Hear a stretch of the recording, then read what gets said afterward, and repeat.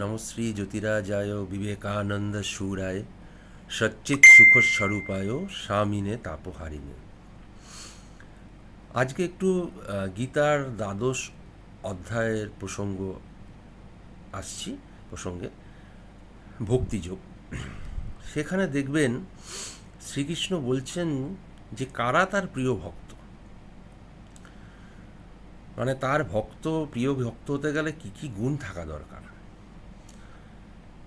মানে যিনি কারো দ্বারা উদ্বিগ্ন হন না, যার দ্বারা কেউ উদ্বিগ্ন হয় না, যিনি সুখে দুঃখে শীতে উষ্ণে সমভাবাপন্ন, মানে এই ধরনের গুণ আরও আছে। খুব সুন্দর ভক্তিযোগ। তো এই ধরনের গুণ সম্পন্ন যারা, মানে যারা ব্যালেন্সড, মানে যেটা শ্রীকৃষ্ণ স্বয়ং ছিলেন যে সেই কুরুক্ষেত্রের যুদ্ধে বা সর্বদাই, তাই এই যাদের মধ্যে এই ধরনের